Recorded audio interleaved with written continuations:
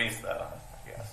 No personal experience. No personal experience. Again, Our observations or conversations. yeah, just what you see, and you know, again, what you're told to think, I guess. So, based on media coverage.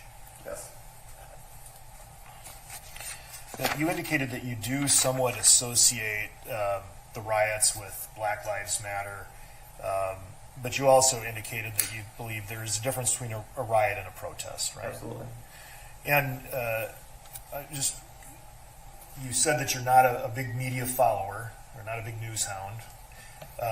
How is it that you learn about protests and things like that? I mean, you in the time you can't not see what's happening. You know, again, you can't go anywhere without hearing what's happening. You know, just even avoiding stuff, you still hear about it. And it's been quite a year. Yes, it has. Right? There have been obviously the protests and riots that happened in Minneapolis. Did you see any news about any other protests that have happened in Minnesota or elsewhere? I don't believe I've heard of too much outside of Minneapolis. They could be happening or could have happened, but I guess you know, the big news was what was happening in Minneapolis, and that's what I guess I got, you know, bits of information on. You follow national news? Are you aware of any other major protests? I really don't follow any national news.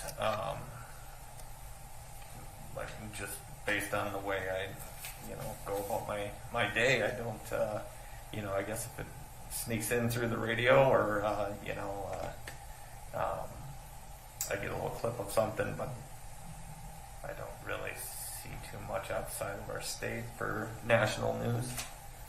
Are you aware of the events that happened in Washington, D.C. in January? Yes. And how did you learn of those events? That was all, I mean, I was at work, and that's a big thing at work, people talking about it, so, and then, again, you see clips of it, not something that really followed there. Can you describe to me what you saw when you saw it? Well, that massive amounts of people around the Capitol, in the Capitol, and then obviously milling around where they shouldn't be. I guess there was a couple of injuries and possibly deaths, from what I have heard. Is what you saw, did you interpret that to be a protest, a riot, both?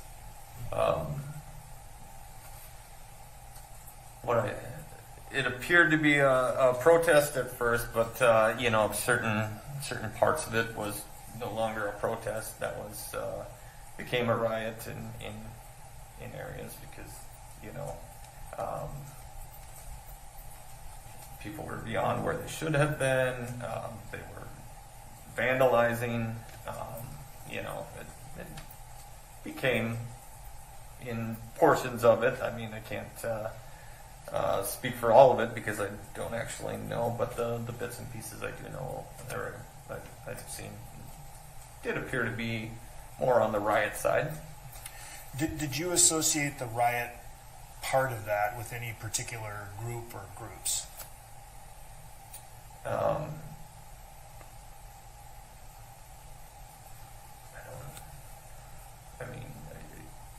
think it was kind of known the purpose for the riot. I believe it was, you know, Republican Party type rioting. Just, I think that's why they were there, to protest. Okay. So, when asked about posting opinions on social media, I think that your answer was, "That's not my style." yes. So, can you tell me, are you? I'm not, you know, not a confrontational type person. I'm not somebody that, you know, I mean, through through things. I may be scrolling through, and I might see something, look at people's opinions on, their statements on what it, I guess would be their opinion, and I'm not going to comment on any of that just because, I believe that puts yourself out there in a place that is not needed. So you'd be more likely to put some pictures of fish, I'm assuming? Absolutely. Right. I may briefly comment on somebody's fish or something like that, but anything more controversial, I don't believe it's somebody else's. It's not needed for them to fully understand where I'm at on that.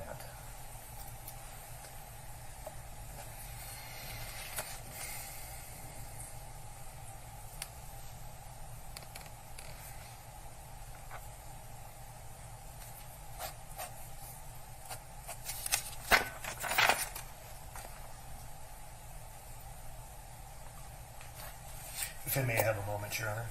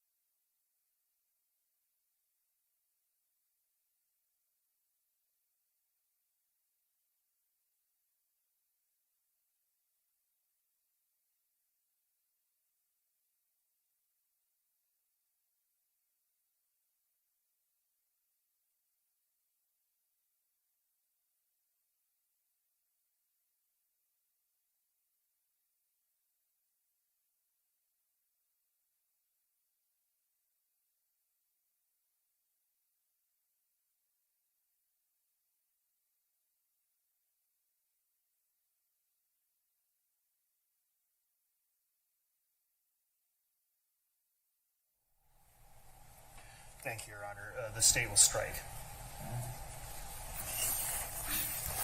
All right, Juror 116, you're excused from this panel, so you don't have to worry about missing work or bass season.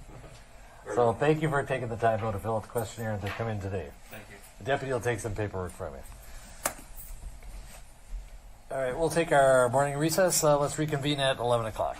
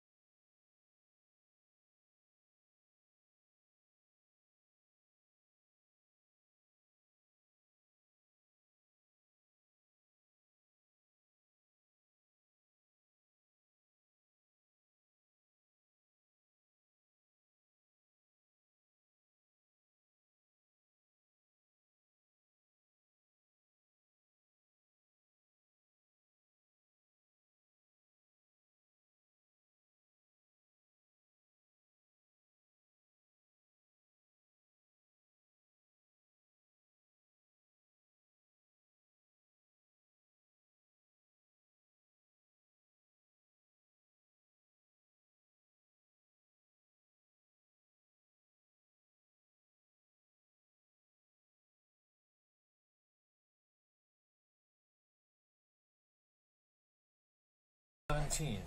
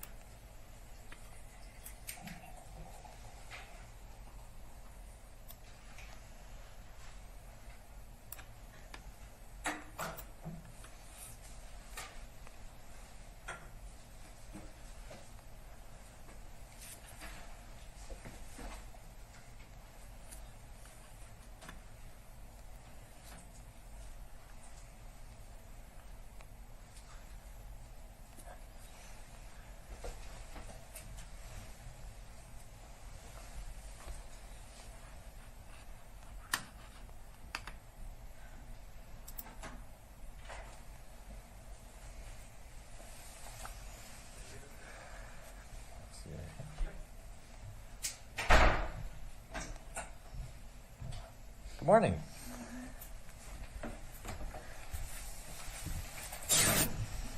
All right. A couple things before I turn you over to the attorneys for questioning. If you could raise your right hand so that all your answers are under oath, and we'll swear you in. Do you swear or affirm under penalty of perjury that the testimony that you will truthfully answer all questions about your qualifications to serve as a juror? I do. Okay. A couple of things is we have plexiglass between us and plexiglass in front of you and plexiglass in front of the lawyers where they are questioning you from, which is a bit of a distance away. So if you would be more comfortable or to be able to speak more clearly, feel free to remove your mask at any time. And if you want to put it back on at any time, also just fine. Okay. I kind of leave that to you. Okay, thank you. In either case, I would ask that you move close to the microphone so that we can pick up your voice nice and loud. All right. First of all, you filled out a questionnaire. Thank you for doing that. Was everything on that questionnaire true? Yes. Okay. Anything that you needed to change or add to from that questionnaire? I don't think so. Only it's like I mentioned that my English is not perfect. Okay. We don't need that, but we'll talk about that in a little bit. Yeah, I'm just saying like that I might not understand all the words. Okay. Well, let's talk about that then. I gave you some instructions on the law. Did you pretty much understand all of that? So. Okay. Anything in particular that didn't make sense to you, or? And I'm just so nervous. I can't remember now. yeah. Yeah. For those, we understand when jurors come here, all jurors are nervous when they come here because it's totally a strange situation. It's only those of us who kind of live in the courtroom, like judges and lawyers, who are comfortable.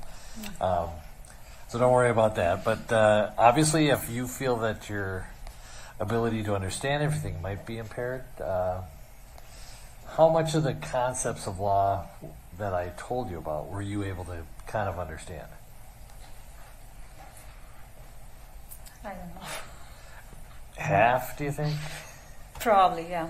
Okay. This case might also involve some fairly technical language from expert witnesses, medical testimony, things like that. Do you think that would be a problem for you to understand all that? It will be a problem, probably. Okay. Yeah. You know, I think then maybe, given the fact we're going to have some fairly technical language regarding from witnesses and that, and your concern, I don't want you worrying about it, certainly during a trial. So, given the length and nature of this trial, I'm going to excuse you from this jury panel, and you'll be excused from all other cases, so you won't be called up for another case. Okay. Unless Awesome. years from now we send you a summons. Yeah. Okay? Yeah. All right. Thank you. Well, thank you so much for coming in. Yeah. Thanks.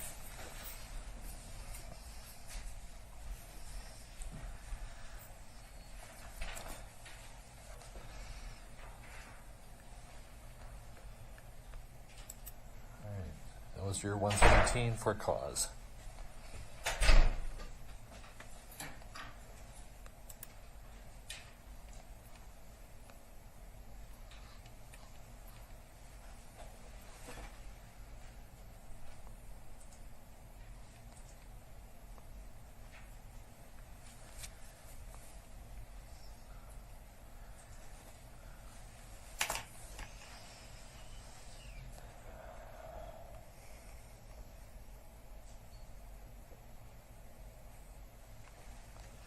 This is Juror 118.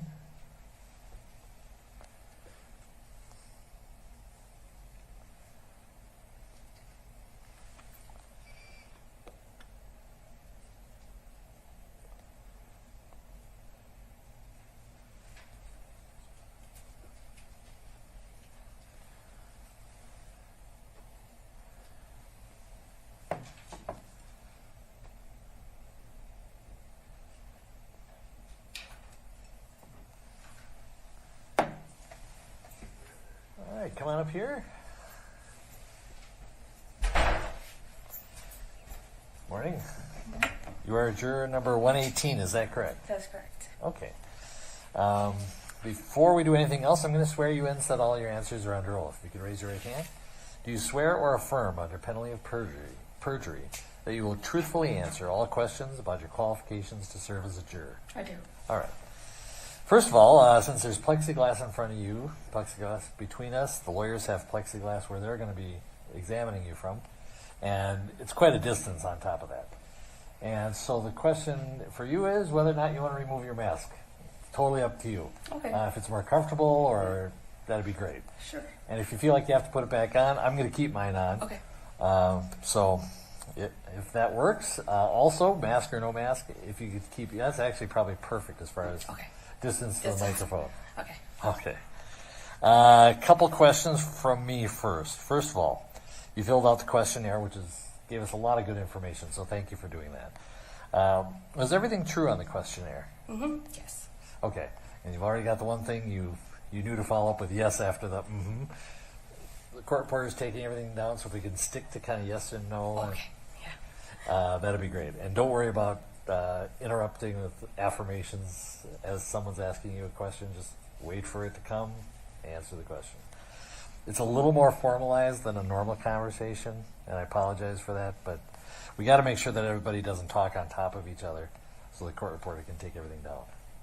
Okay? Perfect. Okay. Excellent. And you see, I'm the worst at interrupting anyway, so don't worry about it. Just give it your best shot. Are there any changes or additions to the questionnaire? Not that I know of right now. All right, and that's a very broad question, but we do recognize that in the last couple months since you filled this out, in reflection, you may have thought, well, I should have added this, or I forgot about this, or something you wrote was inaccurate, or maybe even an opinion has evolved. The bottom line being, I want you to feel comfortable giving answers that are different from the questionnaire. As long as they're honest, that's what we want, okay? Also, it's been about a couple months. We told you not to read any newspaper articles, stay away from the media about this case. But given the saturation of the news media with this case, were you inadvertently exposed to any information about this case or related cases, anything like that? Nothing new that I haven't already known. Okay. And anything about related cases, like civil cases, anything like that? No, just most recently the settlement, but that was the only thing that I've actually Okay. heard. And what do you recall about the settlement? The only thing that I know about it is that it was 27 million. Okay. But that's all. I didn't read up on it or have any other information on it. Just saw the passing headline or Yeah. news? Yeah. Yep.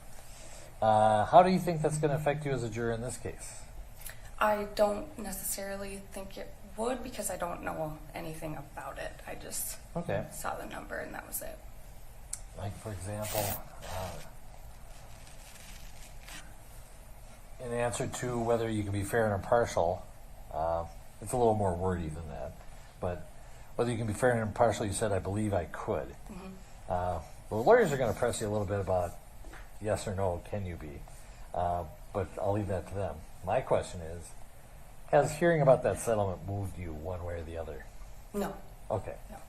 You understand that's a different case, different laws, civil case, not a criminal case, different parties, and it won't be in evidence in this case. Correct. Can you accept that? Yes. And that brings up the most important point, which is no matter what you've heard, and you've heard quite a bit, I mean, you've got a lot in there, and that's okay. And you may have formed certain opinions based on what you've heard and read, but you have to put everything aside, what you've heard and read and seen, and also any opinions you might hold based on that. and just decide this case on the facts and the laws we give it to you. Correct, yes. Do you think you could do that? Yes. Okay. A little easier question. Do you recognize any witnesses on the witness list? I did not. Okay. And the trial length is going to be 4 weeks long, starting Monday. Could you make that work? Yes. All right. All right. With that, then, I'm going to turn it over to Mr. Nelson with regard to Juror 118. You may inquire.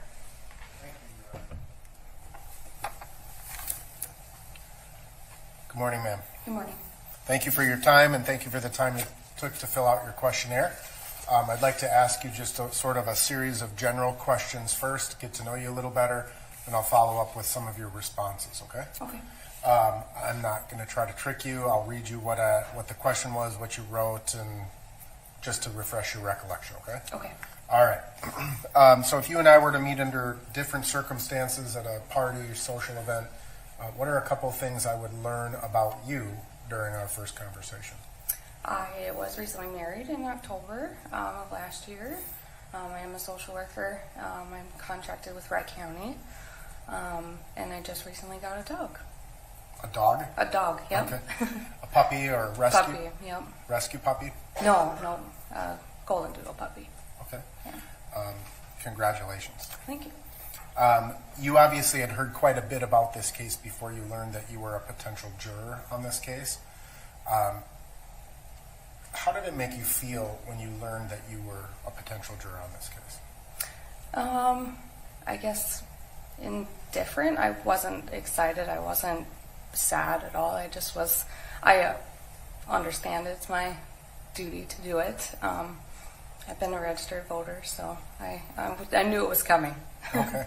Yeah. Did you have concerns about your personal safety, your family's safety, your COVID-19 exposure, anything of that nature? I guess a little bit of my own safety, but at the same time, being a social worker, I've kind of always had that in the back of my mind. I've had a lot of training for that kind of thing, so it's always in the back of my mind, but nothing more intense or different than any other time. Okay.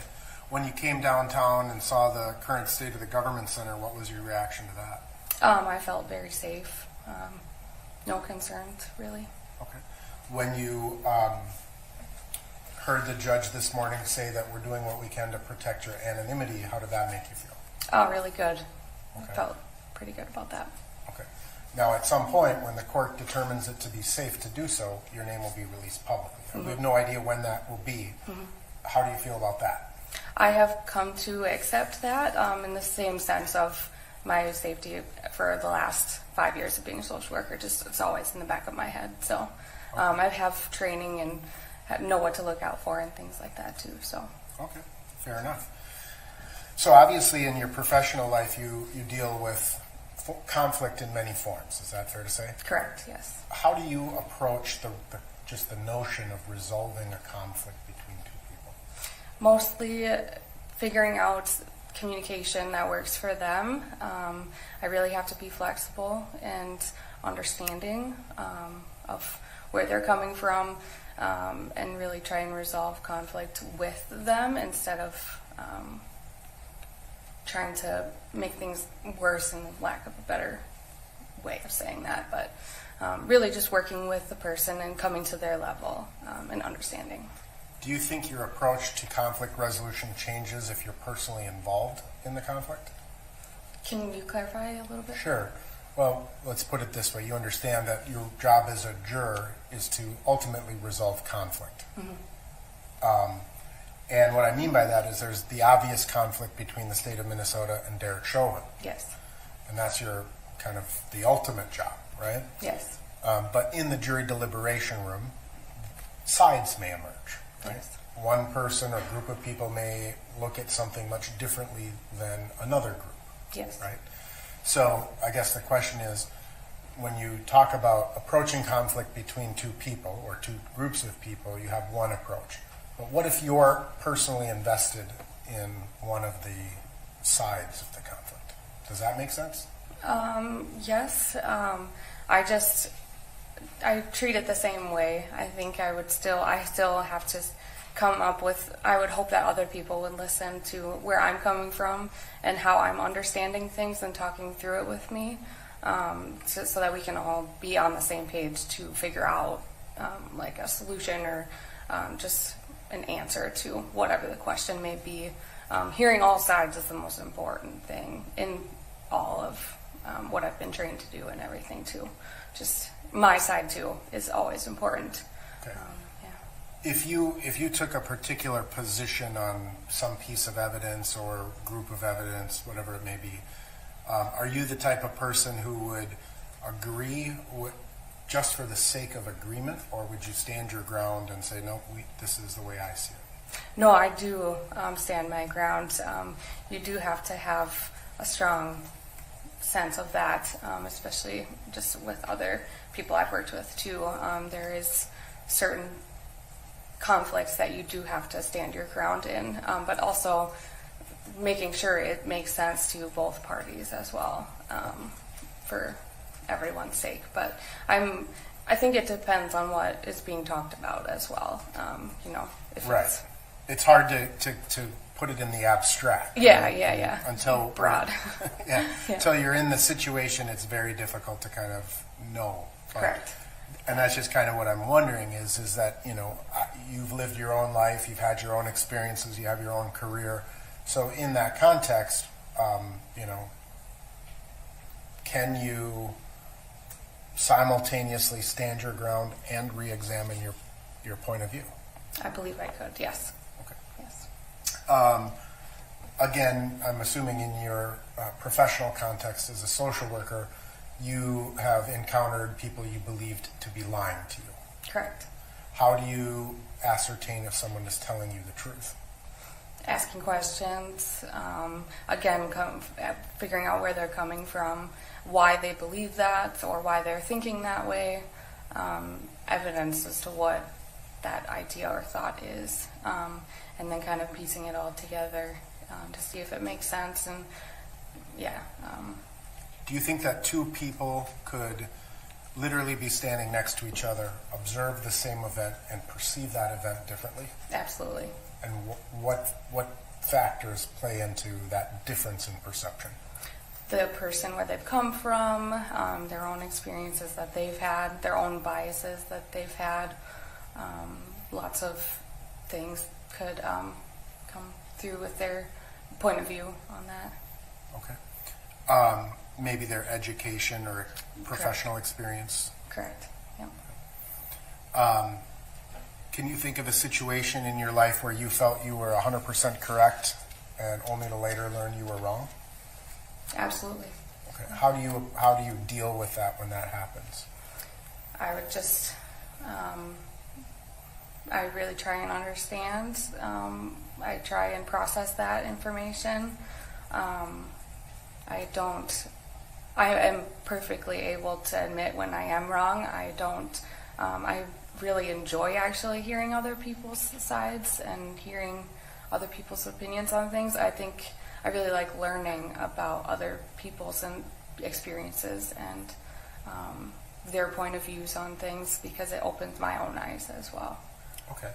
So, you were asked a series of questions on the questionnaire, and the judge just this morning recited some basic principles of law. So, for example, the presumption of innocence. Would you have any problem applying the presumption of innocence in this case? Can you say that one more time? I'm sorry. Sure. Will you apply the presumption of innocence in this case? Yes. You understand that Mr. Chauvin has no obligation to prove anything. Do you understand that? Correct. We don't have to ask a single question, call a single witness, introduce a single piece of evidence.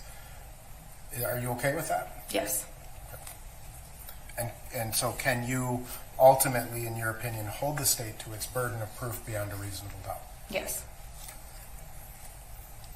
Now, at the end of the case, you may, you'll see all the evidence, anything that comes in, all the questioning of witnesses, etc. And you understand you have to judge the case based on the evidence that's presented exclusively in this case. Do you understand that? Yes. And can you do that? Yes. All right. And will you do that? Yes. All right. The judge will give you instructions of law, and you may read the law.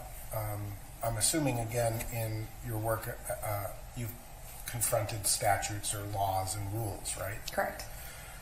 And you may read the law, and as the judge gives it to you, and you may disagree with the judge. Or you may think, we really need to change this law because this makes no sense, right? Mm-hmm. Can you apply the law as the judge gives it to you, even if you think it's wrong or you think it should be changed? Yes. All right. Now, I'd like to follow up on some of your answers to your questions, or to the questions on the questionnaire, and want to ask you, again, or remind you, I'm not trying to trick you. I'll read you exactly what you wrote and what the question was. Okay? There were several references to some videos that were publicly released. There was a bystander video, there were some body camera videos, and then there were some surveillance videos from local stores. Which of those videos do you think you've seen? I believe I've only seen the bystander video. I don't remember seeing any body cam or any store videos at all. Okay. And I think you said you have seen that video 4 to 5 times? Correct. When you say you saw it 4 to 5 times, did you come across it in the news? Did you come across it in social media? How did you first come across that video? I have only seen it through the news. All right. So, yeah. So you never went on the internet, tried to find a longer version of the video? Correct. Okay. And so is it fair to say that what you've seen are clips of that video? Shorter clips? Yes. Yeah. Okay. Now, you were asked to kind of recite what you had remembered about what you had seen in the news or what you had heard about the case. And you wrote that police were called to the store by the store owner alleging that George Floyd had used to counterfeit $20 bills. A couple of the officers, I'm going to paraphrase this a little bit because you actually gave us a longer recitation. A couple of the officers were newer on the job. You wrote that Mr. Chauvin had his knee on Mr. Floyd's neck for over a minute, and there were mixed reports on whether there were drugs in Mr. Floyd's system or not. You heard a little bit about the background of Mr. Chauvin, and that Mr. Chauvin and Mr. Floyd may have worked together at one point, right? Correct. You'd heard a little bit of information about Mr. Floyd's family, as well as a couple of the other officers that were present, right? Correct. All right. Now, again, what you may hear in trial may be different than what you recall hearing beforehand, right? Yes. And it may be inclusive of some of that information, and some of that information may have been wrong or just may not be admitted in this trial. Do you understand that? Yes. So with all, you had a pretty thorough recollection of some things that had happened and what you had seen. Again, can you kind of set all of that aside? Can you, basically become a blank slate, right? And judge this case exclusively on the evidence as it's presented in court? Yes. Okay. You were asked your opinions, or your impressions of Mr. Floyd, as well as, I know this was pertaining to all 4 officers, but you were asked your general impression of both the officer as well as Mr. Floyd. And you checked, as it pertains to Mr. Chauvin, you checked somewhat negative or neutral. And you have negative thoughts from the constant news portrayal, but I don't think the news covers everything, nor would they have time to. Can you just kind of, why did you have a somewhat negative impression of the officer to a neutral, and why would it be important to get more information?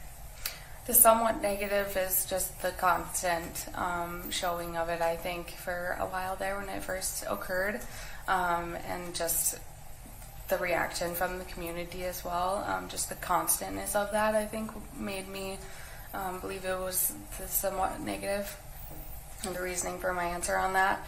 But the neutral side of it was, I'm always thinking about the person and, again, where they came from, what they've been through, experienced. And my neutral side of that was that his training to do that, based on what occurred, and I didn't see the whole thing to be able to know whether that is what occurred. Okay. So ultimately, the question of police training or police practice may be a part of this trial. You're not a police officer, right? Correct. And I know you said you've had some training as a social worker to kind of deal with potential threats. Would you be able to kind of set aside what you may have learned and pay attention to the police practices as presented in court? Yes. Now, with respect to Mr. Floyd, you checked somewhat negative, neutral, and somewhat positive, and you wrote, reporting showed both good and bad. His family that he was a nice person, but also showed a history of drugs, unknown which one. I did not done my own further research. Okay. Let me ask you, in terms of your impression of Mr. Floyd, can you explain kind of, there's a wide spectrum, you kind of hit the whole spectrum there. Can you explain that a little? I think that's part of where I come from, is always looking at every side of things. I'm always looking at why someone may have done something a certain way. His experience before with law enforcement, I thought about his family, because I saw the family so much on the news. So again, I had all kinds of thoughts on him with his past. They've talked about his past with drugs and things like that. I had every emotion, I think, right, about him. So perhaps this is a very overbroad generalization, but social workers tend to be empathetic people. Would you agree with that? Yes. So I guess the question being is that, what if you don't hear anything about Mr. Floyd's past? I mean, what if you don't, in this trial, knowing what you had heard before, again, can you set that aside and listen to the evidence as it's presented in court? Yes.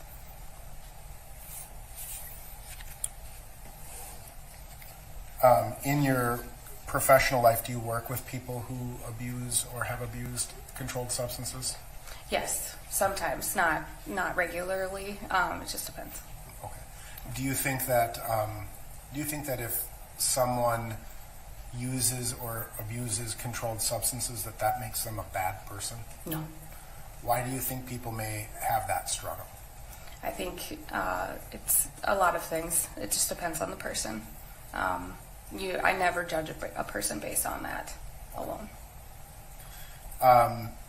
You were asked some questions about whether you had ever spoken with friends, family members, coworkers, or had any discussions online about this. You checked the box yes, and you wrote with family. So is it fair to assume you did not post any opinions on social media about this case? I don't think, no, I've never, no. Okay. But with your family, you wondered what caused or prompted the knee on the neck based on the training received by Derek Chauvin and all officers. And then on Twitter, you wrote that you were scared for the state of Minnesota as we were told violence was moving to the suburbs on the news. Yes. So you were obviously aware of the unrest that occurred after Mr. Floyd's death? Yes. And that caused you some fear? Yes. Okay. And you had heard some stories that it was expanding beyond the Twin Cities proper? Yes. Okay. Again, in terms of the training, you would understand that, again, that is a bit of a contest or perhaps conflict in this case. Do you understand? Yes. And would you be able to set, any of those discussions that you've had with family members or friends about what they think police training says about this incident aside, listen to the evidence from both sides and make your decision based on that? Yes. You were asked the question whether you believe that the community was negatively or positively affected by any of the protests that have taken place since Mr. Floyd's death, and you wrote both. Negative in the sense that people took advantage of rioting and looting, even from out of state, that affected others' livelihood. but positive in that the community has seemingly come together to make it better. So do you differentiate between protesting and rioting or looting? Yes. How do you define the two? Protesting, making your voice heard about something that you don't agree with, hoping for positive change, and rioting, looting is taking advantage in the sense of using those discussions of wanting positive change into something negative. Okay. You were asked ultimately if you feel that you could be fair and impartial, regardless of your opinions, and you wrote, I believe I could. So ultimately, unfortunately, I have to press you a little bit. We can't have equivocation. Can you? Or would you try? Or what's your sort of response? I think that hearing both sides would definitely help, and I think I could, if both sides were being heard instead of like my constant exposure to news side, negative side all of the time. I would like to hear both sides. So yes, I think if I was exposed to both, yes. Right. So again, Mr. Chauvin doesn't have to call a witness, doesn't have to ask a question, doesn't have to prove anything. Can you abide by that? I mean, if hearing both sides is so tantamount to you, if you only continue to hear one side, would that make it more difficult? I think what I mean by that is that Mr. Chauvin's side is his presumption of innocence. That's what I mean by that. So yes. You were asked a question whether you or someone close to you has ever supported or advocated in favor of or against police reform, and you wrote, family members have discussed support of both. What do you mean by that, and how does that? What was the general tenor of the conversations on both sides?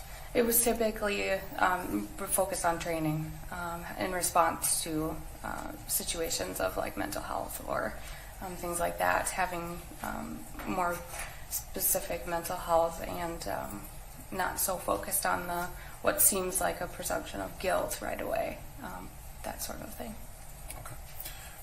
There was a page where you were asked to rank your opinions from strongly agree to strongly disagree with numerous sort of broad statements. Do you recall that exercise generally? A little bit, yes. Yeah. And so I guess I just want to, and I know it's been a couple months since you've answered this, but I just wanted to follow up with you on a couple of questions.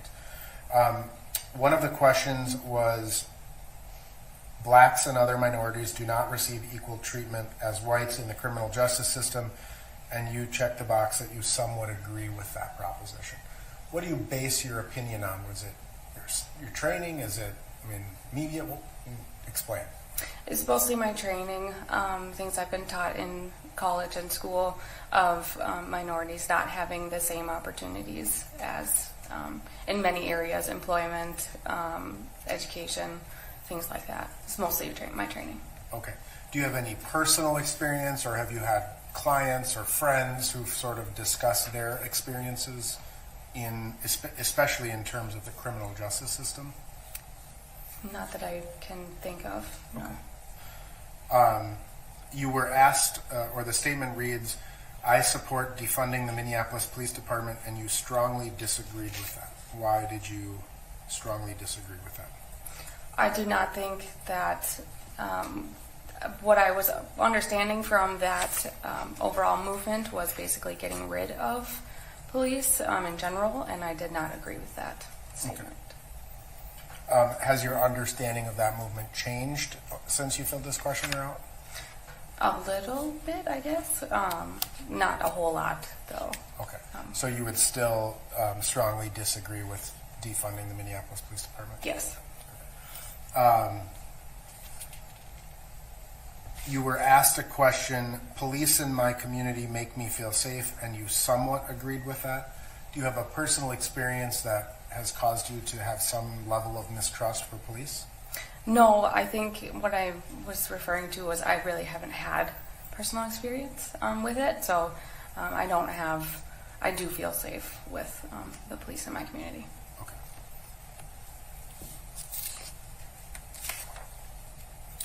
You were asked a couple of questions about Black Lives Matter and Blue Lives Matter, and you had a neutral impression about both of those statements. Yes. With respect to Black Lives Matter, you wrote, "I'm unsure. I believe Black Lives Matter as much as Latinas, police, etc. As a social worker, I was trained to support everyone no matter what, always." And with respect to Blue Lives Matter, you wrote, "Same as above, everyone at all ends of every spectrum matter and deserve basic respect no matter what." Yes. Is there anything you would want to add to that? I mean, I know that your role as a social worker is one aspect of your life, right? Anything that you would add to your impression of either of those movements, organizations, whatever you want to call them? I always look at the positive side of all of the movements. I think they're all great. I think it's a good thing to be supportive of everyone. I don't think one is more important than another. I think it's all equally, we should all be treated with respect and given opportunity. Okay. So in that regard, let me ask you, if you hear testimony of a police officer, would you give that testimony greater weight or assign more credibility to it simply by virtue of the fact that the person is a police officer? No. Are you able to kind of look at all testimony, judge it within the context of the other testimony and the evidence? Yes. You indicated that you have two relatives who are nurses. Yes. Would you, if there were medical testimony in this case, would you call your relatives and kind of say, "Hey, this is what they're saying in trial, and can you tell me more about that?" No. Okay. Now, your training as a social worker, you are trained to deal with people who are having mental health crises, correct? Yes. And you understand that the police may have different training than what you have. Would you be able to judge police in this case based on their training and set aside what you may have done differently in a particular situation? Yes.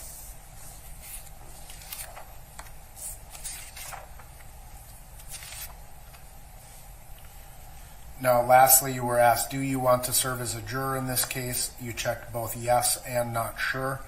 And you wrote, mostly concerned about public information being released, including address. And then there's a reference to your career, so you said not sure if this would be so different. Yes. Do you think that your concerns about your personal safety have been alleviated, or do you continue to be concerned about your safety as a juror? I think they've been alleviated. Okay.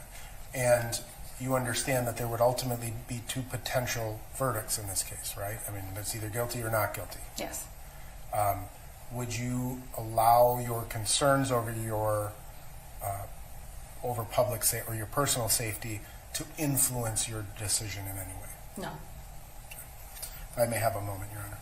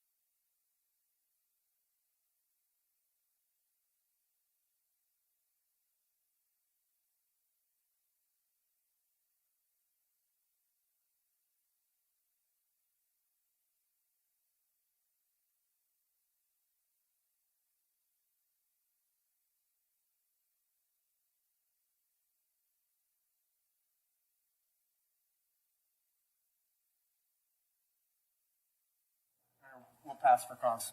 Okay, Mr. Slisher.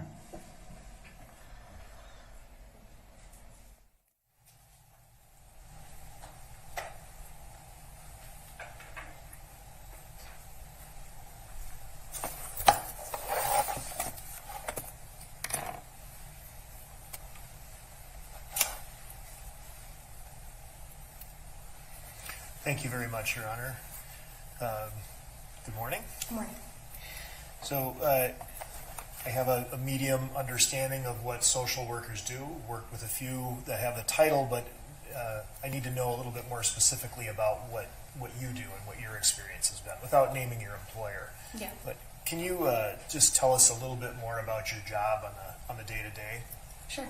I get services in home for clients of all ages, all mental health diagnoses, all sorts of things, mental health, chemical health, kids, adults. I just make sure they have services in home to keep them safe and to be able to stay living in the community.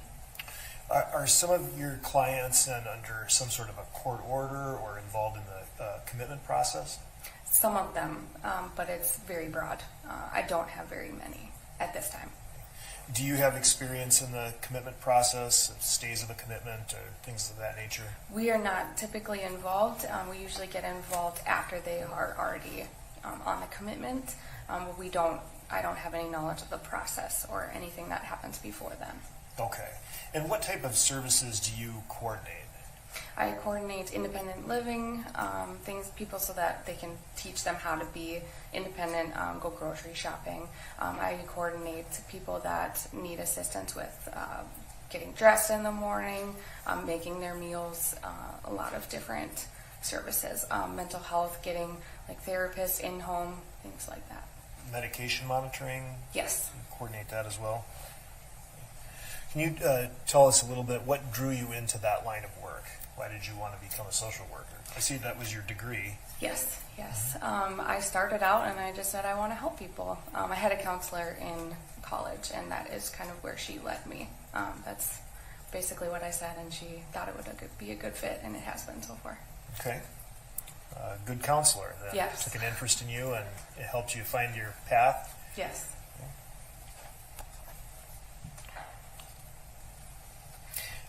And in your caseload, how large is it? About 65 people.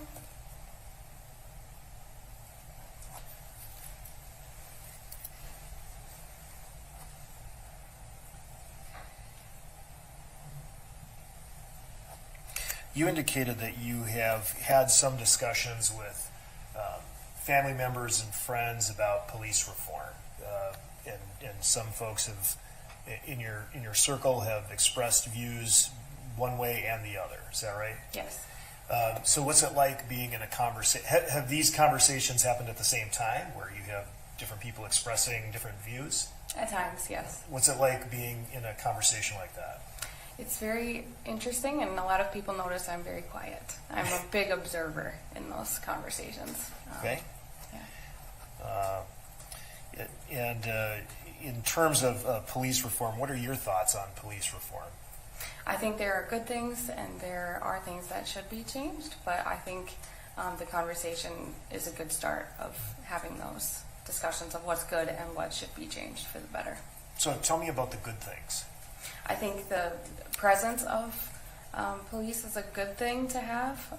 It makes the community safe. I think their job is important, keeping the community safe in general. And I just think that I think for the overwhelming majority, it is a good thing to have.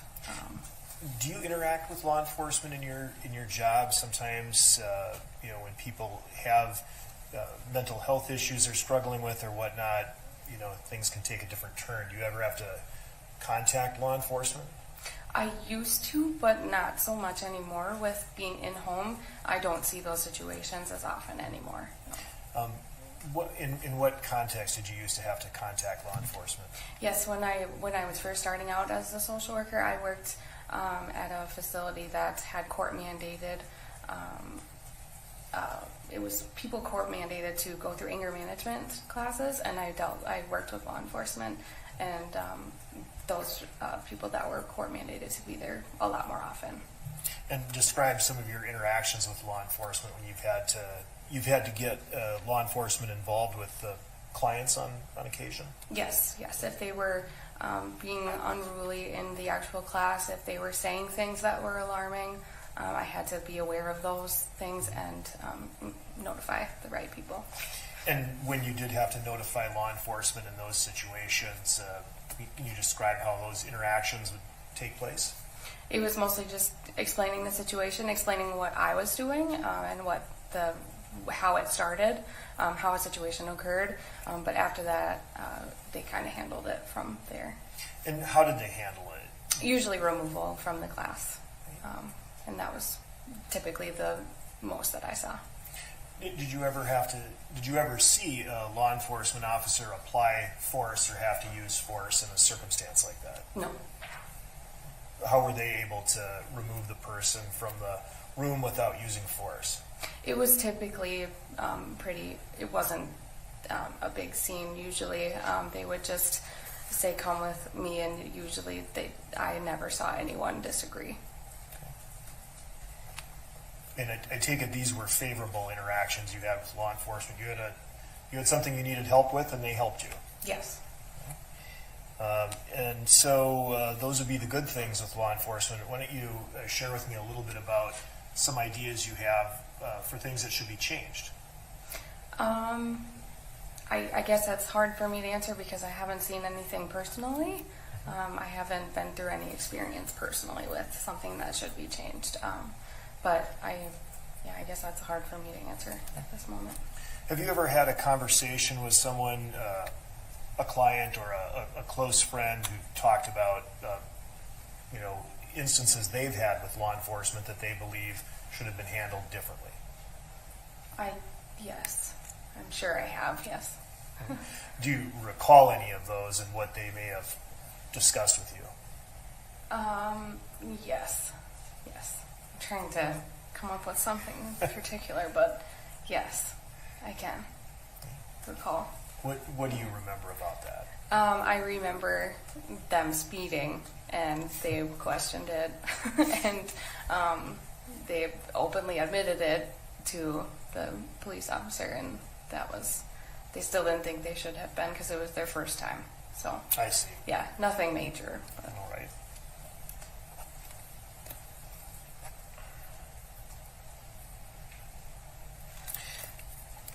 Have you, in any discussions with anyone in your immediate family, heard strong views expressed about this particular case?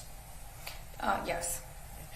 And I guess, can you share with us what views have been expressed about this case? I specifically to this one just have been involved in those conversations of he should not have had his knee on the neck for that long. Nothing in regards to it not happening at all, mostly for how long it was, but that was just the majority of that conversation. And this was a close family member? Yes. And what effect do you think, if any, that knowing that opinion, coming into this would have on you if you sat as a juror in this case? I don't think it would affect me. It hasn't changed my view so far. So at some point this case will be over and you would have to go back and have a conversation with your family member. Yes. How do you think it might affect you having to discuss whatever the result is in this case with the family member who's expressed some strong views? I don't think it would have an effect on our relationship. My family has grown to know that where I come from, and if I'm quiet, it's usually there's a reason for that, and I don't try and enable things in a certain type of way. My family's grown to know me from being in this for 5 years. Are you one of those who then, if you grow quiet, I take it that might be because you're disagreeing with what's being said and you're just not voicing your opinion in that? Not necessarily. I think it's more just I don't like to, if I can tell the other side is already elevated or something, I don't necessarily enjoy keeping it that way. So. Do you think that you would need or find a need to have to explain or justify your decision to anyone in your close circle who may have expressed opinions about this particular case? No, I have never felt that need in any other situation.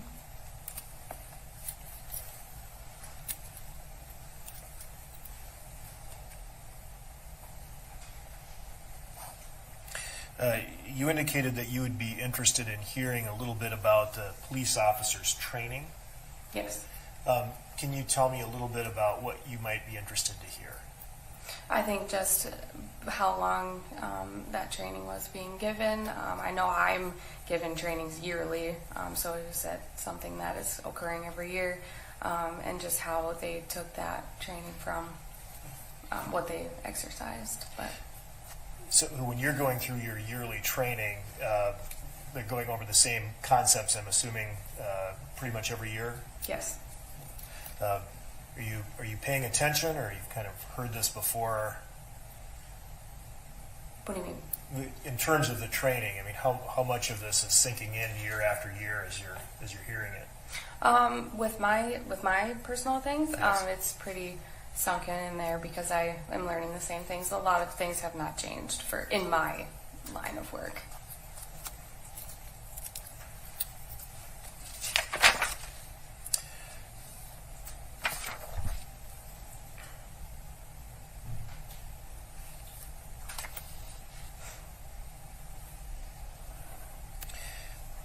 When discussing the protests and the effects that the protest had on the community, you discussed that it was negative in the sense that some people took advantage of rioting and looting, and then you said even from out of state.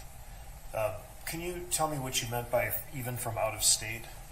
I was referring to what I had heard on the news of there was a while they had said almost everyone that they had caught, so to speak, was from out of state. And where did you hear that? Just the news. I just watch the news mostly. I don't usually seek out like internet or anything like that. Did the news say anything about, what state or where these people were from, or what possible motive they would have to come from out of state and participate in rioting and looting? Not that I remember. I remember a couple from Chicago, Illinois, but nothing else.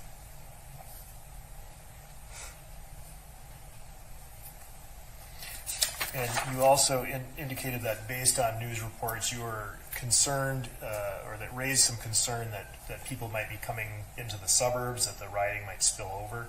Can you tell me what you were basing that concern on? Again, hearing it from the news that they were going to other cities, coming out of Minneapolis because of the heavy police presence in Minneapolis, they were spreading out.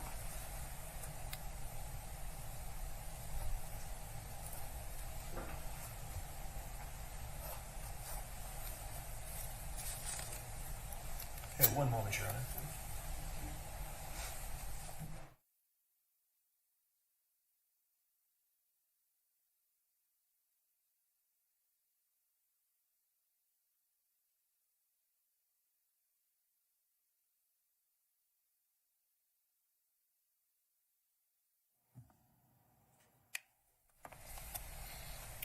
Just a few follow-up, Your Honor. You'd indicated that in your experience, when you've had to call law enforcement in and they've removed somebody who was unruly, in all instances the person complied with the police. Yes. Can you tell me what your thoughts would be on someone who does not comply with the police when they, come in and on your request are trying to remove a person who's being unruly? I think it depends on the situation. Since I've not experienced it, I'm not quite sure how I would react to that, but I would hope that I would be able to work with law enforcement like they would be able to work with me to be able to get that person to just be in a better state and feel better about anything, but I've not had that experience, so I'm not sure. And some people may hold the view that if you're not complying with the police when they ask you or tell you to do something and you get injured, you kind of get what's coming to you. Tell me what your thoughts are. I think I used to think that, but I don't necessarily believe that anymore. Again, because we should all have that respect. You should respect the officer telling you something as much as the flip side. So I think that's my view on that. Can you tell me why you may have re-examined that view? I'm not quite sure what that. I think maybe just hearing both sides again. I don't really know if there's something specific I can point out to why that changed. Okay. Thank you, Your Honor.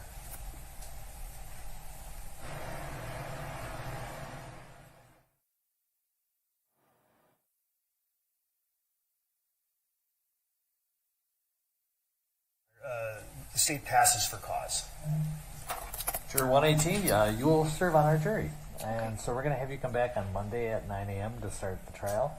But watch for any communications from the jury office as far as logistics, and if there's been any change in timing on this. So, any questions for me? Otherwise, the deputy will take you out. You had a letter to get in here. Make sure you keep that. Okay. Keep it safe and bring it with next time. Okay. Okay? Sounds good. Great. Thank you so much. Thank you.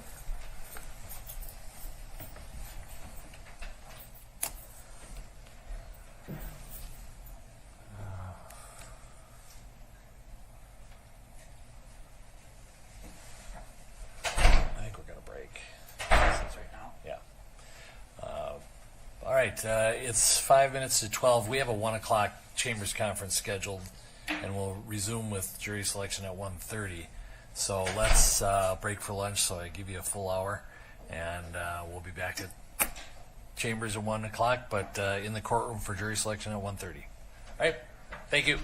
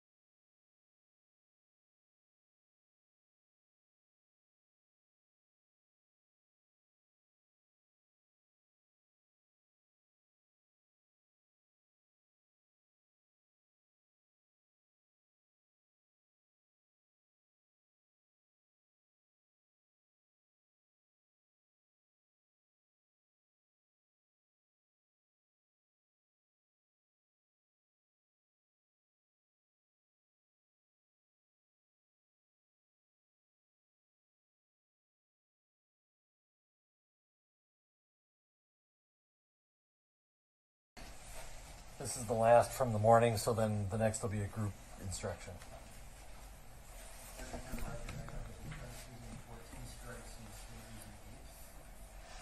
Yes, 14 of 18 and 8 of 10. That's what I have. All right.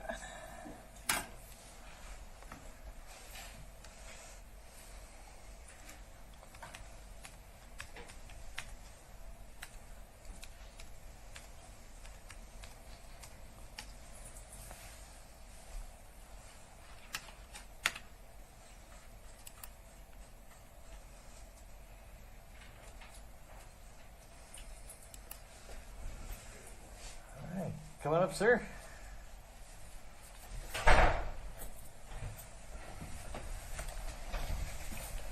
And first of all, thank you for waiting over the lunch hour. Hopefully, one of the lunches that we just randomly picked worked for you. It did, thank you.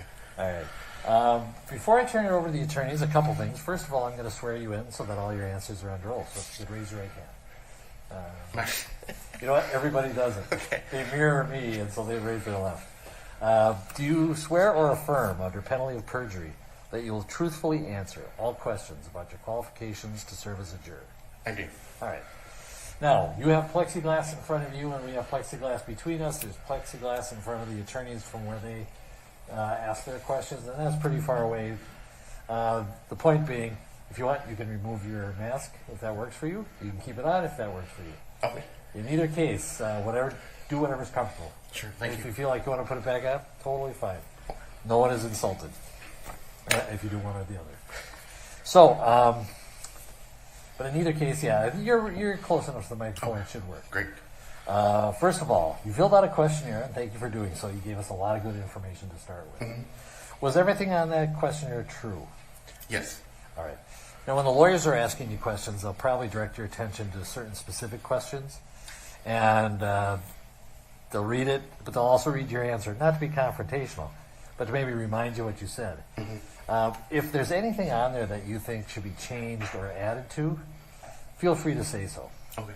It's been a few months. Maybe you recall something you should have put in there or something that wasn't accurate, or maybe even your opinions have changed. In any of those cases, feel free to say something that's different than what's on the questionnaire. Okay. Now, you were not supposed to read any newspaper articles and avoid the media about this case, but we know it's been pretty saturated with news coverage, so most jurors have been inadvertently exposed to some information about this case, or about related cases, civil cases, things like that, or pretrial matters, or other things. Anything that you were exposed to? By accident on social media, I saw the amount that was given to the family. Okay. And do you recall specifically what it was? I think it was 24 to 27 million. I wasn't exactly sure. I tried to avoid it, but it was something that I saw on there, and then heard it on the radio as well. Yeah, because it's unavoidable to some degree, and we recognize that. So it's not like, we're going to criticize you. You did your best, and still, it's there. With regard to the settlement, let's talk about that just for a second. How do you think that would change your ability to be a fair juror in this case? To be strictly honest, I think it may give me some change from what I wrote the first time, that it might have me look at the case a different way since seeing that. Okay. And so that's pretty much. Yeah, because in answer to the question whether you could be fair and impartial at number 10 in part 1, it's a much wordier version, and that's my fault. But it basically asking you to be fair and impartial, and you said yes. Do you think this news that you've been exposed to has moved the needle a bit on that? Yeah, that, and just thinking about the situation more since that time. Okay, tell me kind of your thoughts on the whole thing, how that news and anything else. I guess the news sort of slanted me in a way to think that maybe there's, opinions already made up about it, and I guess it sort of swayed my opinion to hear that they got that big of a, that much money, I guess, yeah. Does that maybe move you maybe off the presumption of innocence towards, well, maybe there is something there? I mean, yes, to be honest with you, yeah. Okay, and that's what we're looking for. Absolutely. You did your best to avoid it, but it's almost unavoidable. So if it moved you off being fair and impartial, that's what we want to know. And you would say the answer is yes? Yes, yeah. All right. Well, I appreciate your honesty and all the time you've taken. And we even kept you over the lunch hour just to say this, but I'm going to excuse you from this panel. Okay. And so you're not going to be kept for any other cases. So Okay. you're done with your jury service for this round, unless we summons you in the future. Have a good day and good luck. Thank you. I appreciate it.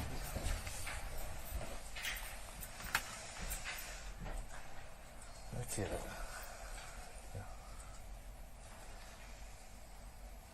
That was juror 119 for cause.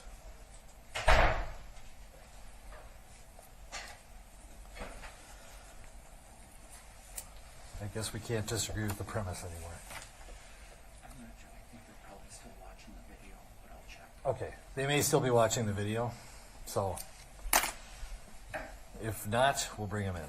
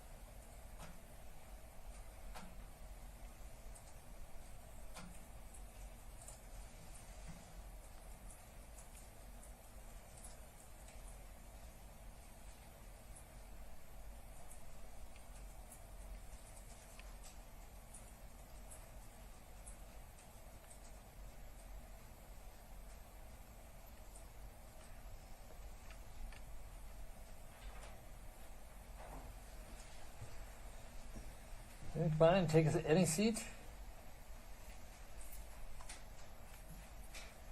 All right, thank you. You can be seated. Well, first of all, can you hear me? Give me a thumbs up if you can hear me. All right. My name is Pete Cahill, and I am one of the judges of the district court, and you have been summoned as potential jurors in the case of State of Minnesota versus Derek Chauvin, which is a criminal case related to the death of George Floyd on May 25th, 2020. A person charged with a crime has a right to a fair trial before an impartial judge and an impartial jury. In order to make sure the jurors who are selected are impartial, the law provides that the court and the attorneys for the parties may ask questions to all prospective jurors, which must be answered under oath. First, thank you for filling out and returning the questionnaire. That gives us a great deal of information to start with. Your contribution to the important and serious matter at hand is best served by continuing to provide full, complete, and honest answers to the questions that you'll be asked today. These questions will follow up on issues from the questionnaire and possibly other topics. After the questioning is over, the attorneys will have the right to excuse some of you from service on this jury, and I will excuse others of you for what is called cause. In either case, it does not mean that you're not a fair person, and you should not take offense in being excused. I also ask that you not take any offense at any question that might be asked. We must pry, to some extent, in order to explore opinions you might hold and to hear about experiences that you have had that might affect your ability to serve in this case. The defendant, Mr. Chauvin, has been charged with murder in the second degree and manslaughter in the second degree. In the normal course of trial, charges may be added to or subtracted from these charges, but those are the charges as it stands today. To the charges, the defendant has entered a plea of not guilty, which is a denial of each and every material allegation in the charges. I'm now going to have the parties introduce themselves, and so we can ask you if you have any type of relationship with them, either friendship, acquaintanceship, or professional relationship. So, for the state. Thank you, Your Honor. Good afternoon. My name is Steve Slisher, and I represent the state of Minnesota. Hello, my name is Christina Marinakis, and I'm assisting with the prosecution. I'm Joshua Larson, also representing the state of Minnesota. Good afternoon, Aaron Eldridge for the state of Minnesota. And for the defense. Good afternoon. My name is Eric Nelson, assisted by Amy Voss. We represent the defendant, Derek Chauvin. Right.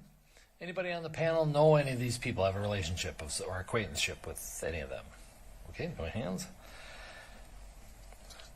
In addition to the Attorney General, Assistant Attorney Generals who are here today, there may be others who appear, including Matthew Frank, Jerry Blackwell, and Attorney General Keith Ellison. Anybody have a relationship with any of those people? Okay.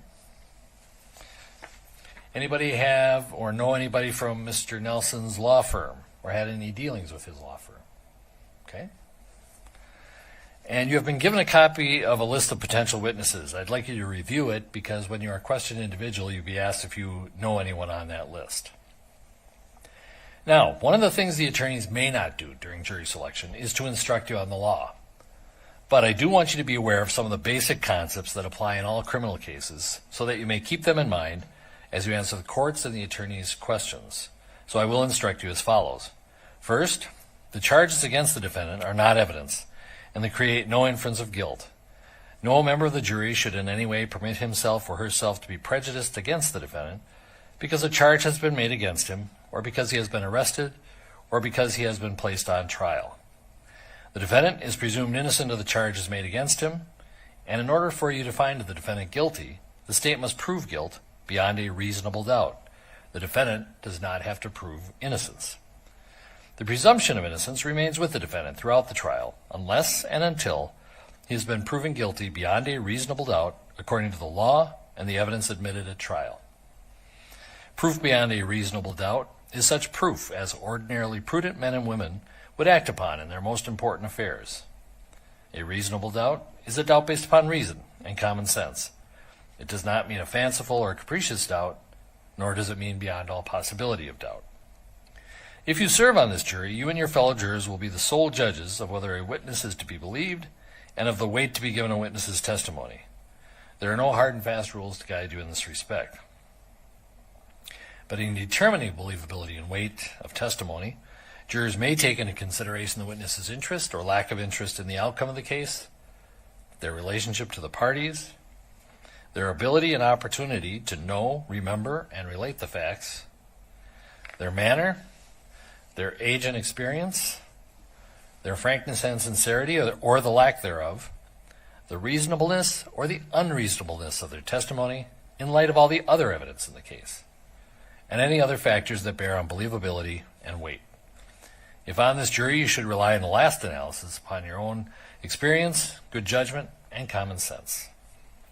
Now, there are certain things you should not do during jury selection. You are not investigators. You are not to go out to do any looking, and you are not to ask people about this matter. You are not to use the internet to look for information about this case or about the law. Above all, you must not talk to anyone who is involved, the lawyers or the witnesses. Do not be offended if the attorneys, parties, witnesses, or spectators do not speak with you. They know it would be improper to contact you except through the normal jury selection process, and they will confine themselves to a brief greeting. Now, during the selection process, your family and friends will be curious as to what you are doing.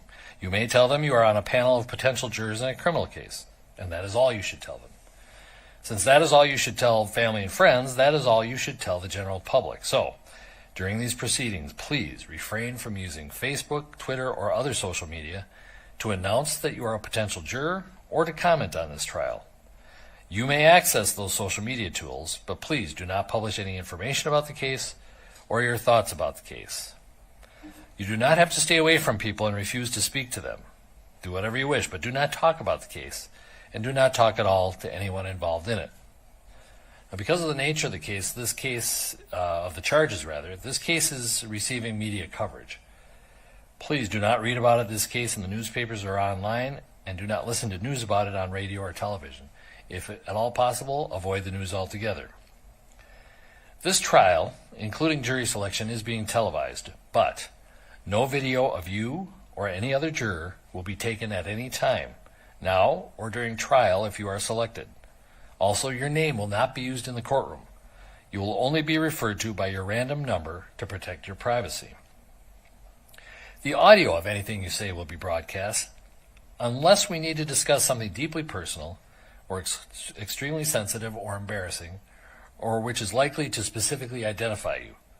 In those cases, I will specifically order that the audio not be broadcast, so it will only be available to the people in this room. In that case, you will still have to answer questions on the record, but without audio or video broadcast. So, with the exception of juror number 120, we will have you wait in the other courtroom until it is your turn to be questioned. Please feel free to use all the wipes and hand sanitizer you would like, and keep your masks on and social distance if you could. In fact, I'm going to put my mask back on. And so juror 120, please remain behind. The other two, follow the deputy, please.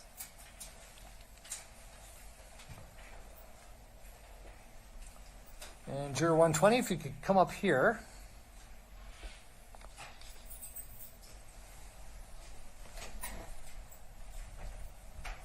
Have a seat right there.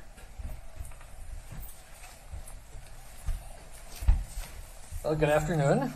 Afternoon. And you are juror 120. All right. First thing I'm going to do is swear you in because all your answers have to be under oath. So if you could raise your right hand. Do you swear or affirm under penalty of perjury that you will truthfully answer all questions about your qualifications to serve as a juror? I do. All right. Thank you. Now, you have plexiglass in front of you, and we have it between us, and also there's plexiglass in front of the lawyers who are a fair distance from you. My point being, you can remove your mask if you think it would be more comfortable or if you need it to be heard more clearly. So I'm pretty much going to leave that to you. In any case, I would ask that you're probably perfect on the microphone right there, and speak so that we can hear you clearly. Also, try and avoid talking over other people. For example, you know what the question is going to be, and so you kind of finish it. Try and wait till each person is done, because the court reporter is making a record, and we have to make sure we don't talk over each other. So that would be greatly appreciated. A couple questions before I turn it over to the attorneys. First of all, you filled out the questionnaire. Thank you for doing that. Lots of good information in it. Is everything true on the questionnaire? I believe so. Okay. Broad general question. You'll find that the attorneys will zero in on certain questions certainly more than I do. And they will usually read the question and your answers, not to be confrontational, but just to remind you what exactly it is you wrote. You didn't keep a copy of your questionnaire, did you? Yes. You did? Oh, you're the third person. So we've had 3 people do that. Was I not supposed to? No, you absolutely could. Usually it was all The mail was a little, iffy. well, so I wanted to make sure if I didn't have to fill it out again. Okay. Yeah, but you are the third juror. Everybody else, nobody kept a copy. So all the lawyers do, just because that's how we're trained. So I'm married to one, so. okay. Did you have a chance to review it before you came here? No. Okay, good. You may find, since it's been a few months, that things have changed. Maybe there's something you could have added, something like that. Or maybe your opinions have just changed. But in any case, I want you to feel comfortable giving an answer that is different from what's in the questionnaire, okay? That's my main point there.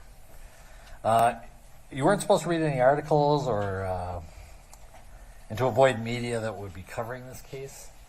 Have you been able to do that generally? Yes, until I saw the headline about the juror selection. Okay. And you anticipated my next question. I think just about everybody, since it was a few months ago and the coverage is so prevalent on this case, most jurors have said that they've been exposed inadvertently to a headline or a news blurb about the case. And so what do you remember hearing about the case since you filled out the questionnaire? Or related cases or pretrial matters or anything like that? I'm not sure I understand the question. Sure. I understand, when the defendant was arrested, that I knew that there was going to be a case. Is that what you were saying? Because I did hear that. No, because you pretty much told us what you knew about the case. Yep. And everybody who's come in here knows. Or you're saying, what have I heard since then? Since you filled out the questionnaire. Nothing, because I've been trying really good to Excellent. avoid that. Like I said, the only thing I saw was when they were talking about jury selection that the headline was you were looking for a 14th and 15th juror. Okay. And I was like, oh, I thought we were going to stop at 14 or whatever. So. Okay. Other than that, did you recall reading anything about any related civil cases or the pretrial matters involved here? Anything like that?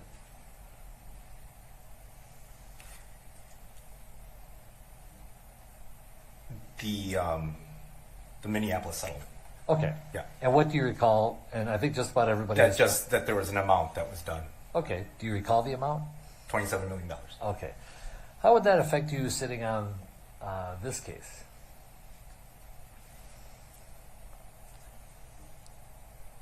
I don't think it would. I mean, okay. And that's a good answer. If that's true, yeah, that's fine. We asked you the question, it's question number 10 on part 1, whether you could be fair and impartial. It's a little more wordy than that, but basically, could you be fair and impartial? And you said possibly, never have been in this situation before, would do my best though. And the lawyers and I are probably going to press you a little harder on that. But let's start there. You said possibly, never been in the situation, so what I take from that is you're saying, I don't know what I don't know. Is that kind of right?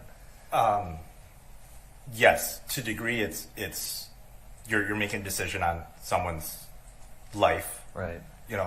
But two, you mentioned earlier that it was going to be that the defendant is being charged with second-degree murder and second-degree manslaughter. Correct. I have, in honesty, to try to preserve my integrity, I did not look up what the definition of those were. So, to the fact of deciding someone's fate and not knowing what really those charges are, I don't know if I could do that because I don't know what those charges are. Well, and the good news is you don't have to know that because that's the law that I give you. The law at the end of the case usually is a set of instructions which includes a list of what it is the state has to prove beyond a reasonable doubt. And the jury decides, has the state proven it or have they not? All the while presuming the defendant innocent. And so, if at this point, if you had to, are you hoping for one verdict or another, or do you feel you're kind of neutral because of where you're at? I don't think I'm neutral Okay. on that. Where are you on the spectrum? Where does the needle point to?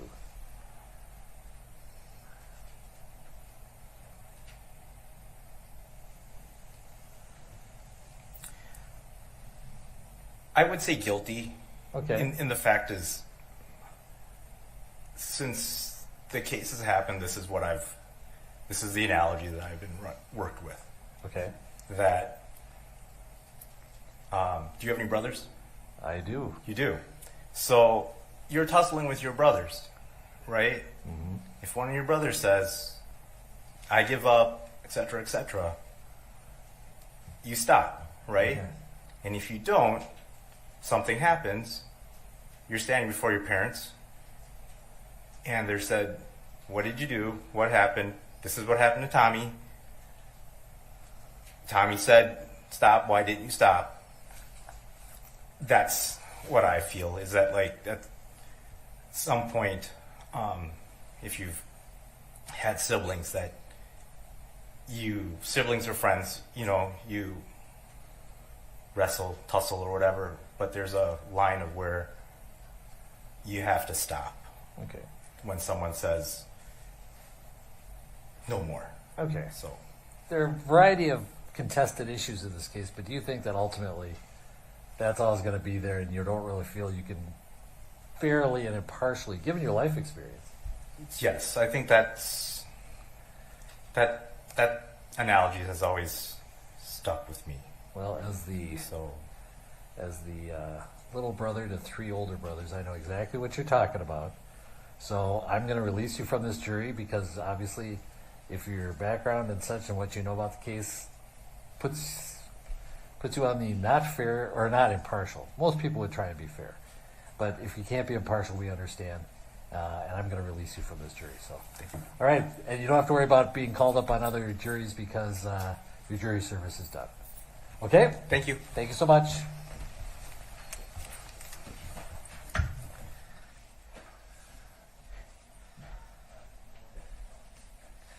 That was caused by the court.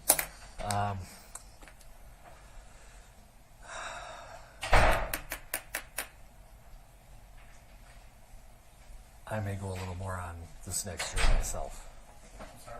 I may go more on this juror myself, so.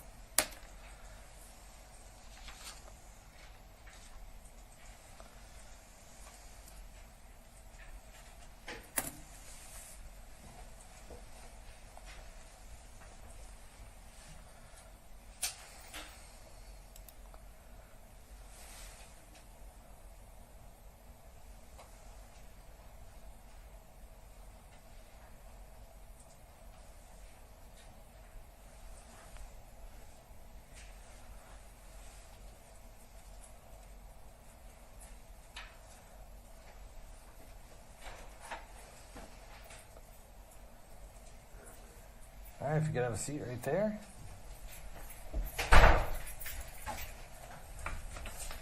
Good afternoon. You are juror 121, is that correct? Correct. All right. I'm going to go through a couple things before I turn it over to the attorneys. First of all, I'm going to swear you in so that all your answers are under oath. So raise your right hand, please. You swear or affirm under penalty of perjury that you will truthfully answer all questions about your qualifications to serve as a juror. Yes. All right, thank you. A few things. You filled out a questionnaire. Thank you for doing that. Gives us a lot of good information. Everything in that questionnaire correct? Yes. All right. Now, when the attorneys are asking you questions, there may be some things that come up that you realize, oh, I probably should have answered that differently. Maybe my opinions have changed. Things like that. And they will probably read you the question and the answer, not to be confrontational, but just so you know what you actually said. But as you sit here right now, any changes or additions that you can think of? No. All right. At some point, it may come to you that, oh, there is something I should have put in, or that was inaccurate, or my opinions have changed. If that happens, we're fine. In fact, I hope you feel comfortable saying something different than what was in the questionnaire. Okay? Sure. Now, the questionnaire also advised you that since you're a potential juror, that you should not read any articles, avoid the media about this case. Were you able to do that? Yes. Now, we also recognize that the media is publishing a lot about this case. And it's been a couple months since you filled out the questionnaire. Have you been exposed, even inadvertently, to any information about the case, a related civil case, pretrial matters in this case, anything like that? No, I don't think so. Okay. Nothing you can recall? Okay. Are you a news junkie or not a news junkie? I wouldn't say I'm a news junkie, but I try to just kind of check out articles. Okay. Just kind of go through so I can see like what is happening in the world. All right. Just kind of on a daily basis, look through the headlines, see what's interesting. I wouldn't even say daily. Maybe every couple of days, I'll just kind of scroll through. All right. Pretty much on the internet, or do you get the? Yeah, on the internet. Okay. In your scrolling or checking every now and then, see any headlines related to this case or related civil case, anything like that? Not that I can recall. No. Okay. All right. The important thing is that you decide the case only on what you hear and see in the courtroom. You cannot base your decision as a juror on something you may have seen elsewhere. Right. In fact, anything and everybody who comes in here has some knowledge of the case. Some more than others, some more accurate than others, at least based on what we know. Can you put all that aside and put aside any opinions you have formed, which are okay. It's all right to have opinions. The only question is, can you put them aside and be fair and impartial? Yes. Okay. You did have an answer to a question. Any reason that you could not be a fair and impartial juror in this case? If yes, please explain. I do not believe so, unless following I before E laws is a disqualifying factor. Anything else? I'm sorry, what was that? In answer to number 9, is there any other reason you could not be a fair and impartial juror in this case? If yes, please explain. And it talked about I before E, that you're a violator of the I before E law. Oh. You recall putting that down? No, I don't. Okay, you are juror 121, right? Yes. Okay. Is there any reason why you could not be fair and impartial in this case? No, I don't think so. Okay. And work? Sounds like your work is monotonous, so this would break up your routine. Yeah, a little bit. Okay. Without telling me where you work, or we don't want to get too much identifying information. What is your work, and what do you do on a daily basis? It's a warehouse for retail. All right. How long have you been working there? Just over 3 years. Okay. All right. And you can be sequestered overnight, is that correct? Yes. All right. You did say you wanted to serve on this jury. Correct. How badly do you want to serve on this jury? I mean, kind of, honestly, kind of half and half. Okay. I do because it's, it'd be really interesting to be a part of it, but at the same time, it's kind of high pressure. So sure, there's that aspect as well. All right. I'm just looking for our bottom line question, which is question number 10 in part 1, which basically says in a very wordy manner, can you be fair and impartial? And you said yes. Tell me why. Why do you think you'd be a good, fair, and impartial juror? I guess just kind of generally speaking, I really like to look at both sides of arguments. I consider myself to be fairly unbiased towards things. I mean, I do have opinions, certain opinions about things, but just kind of in a general sense, I like to hear both sides of an argument and try to, I guess, remain as centered as possible. All right. Okay, this trial is going to be 4 weeks. Can you make that work? Yes. And did you recognize any of the witnesses on the list? I did not. All right. Well, then I'm going to turn it over to Mr. Nelson. As to Juror 121, you may inquire. Thank you, Your Honor. Good afternoon, sir. Hi. Thank you for your time and patience here today and for filling out the questionnaire. I'm going to ask you a series of just kind of general questions first, and then I'll come back to your questionnaire and ask you some follow-up, if that's okay. Sure. Again, we're not trying to trick you. We know that it was a while ago that you filled this out. I'll read you the question and what you wrote. All Okay. right? Okay. If you and I were to meet under different circumstances, some sort of social event, what are a couple things I learn about you during that conversation? I probably learned that I really enjoy music. I do a lot of audio production. I do some film production as well, just as a hobby. And I like to write and just kind of, I guess, try to keep up on philosophy and social issues as much as possible. Okay. So, pretty creative guy. Yeah. Mm-hmm. Cool. You had obviously heard about this case before coming in and filling out this questionnaire, right? Yes. And fair to say you formed some opinions about this matter. Correct. And ultimately, you then received the packet in the mail indicating that you were a potential juror in this case. What was your reaction, your initial reaction to that, to learning that? I guess surprise. Okay. Why? Why would you be surprised? I guess it just, well, I mean, one, I've never been selected for jury duty, and also just because of the like how well known the case is, and how I guess how big the case is. Okay.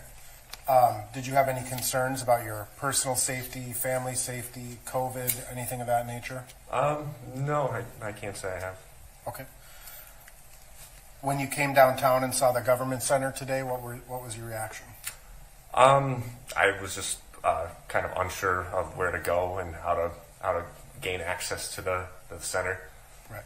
It's a little fenced off these days, right? Yeah, a little intimidating with all this going on. I mean, obviously the military is here. There's lots of police officers. I mean, did that cause you any concern, or did it make you feel safe? I guess I don't. I guess it made me feel just a little nervous, just because the added security. I didn't know what to expect. But I mean, other than that, I guess I kind of expected to see higher security and that sort of thing. So. Okay. How about when you heard that we're doing what we can to protect your anonymity? I guess I just I found that to be understandable. Okay. At some point, your name may be released when the judge determines that it's safe to do so. Sure. So, does that add any added layer of reassurance? I guess I'm kind of ambivalent about it. I don't really have an opinion. Okay. Can you think back in your personal or professional life and kind of determine or think about a time when you had to resolve a conflict between two people? Yeah, I can think of a couple times, I guess. I guess it would be either specifically between maybe two friends that were having an argument. I definitely tried to almost play rough in that situation. Try to be like the middleman and like hear both sides of everything. I really don't like conflict, so when two people that I know are having an argument, I usually try to interject myself in the middle and just try to be sort of play peacekeeper. I've also had similar situations as a manager in fast food and having to deal with maybe employees that have had arguments or differences, and in that same respect, I also try to just be the peacemaker in that situation and get people to just relax and not be so heated about things. Ultimately, you know that there's a pretty significant conflict here, right? Yes. Between the state of Minnesota and Mr. Chauvin. Yes. And that's ultimately what your role would be, is to resolve that conflict. Right. And in the jury room, you know, you're one of 12 people, and conflicts may emerge within the deliberation process. Right.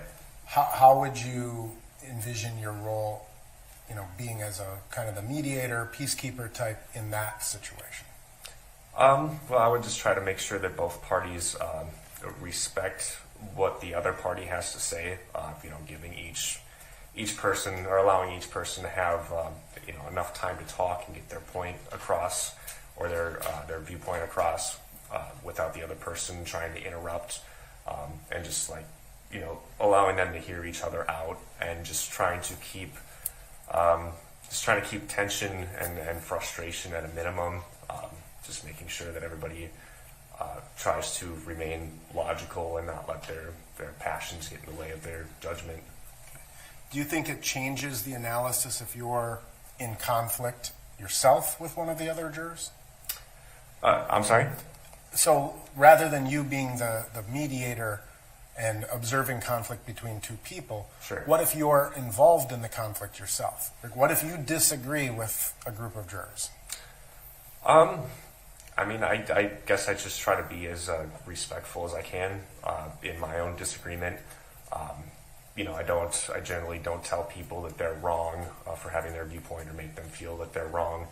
And I try my best to hear out somebody else, even if I don't disagree, and a lot of times try to see things from their point of view, and not allow myself to not be maybe swayed by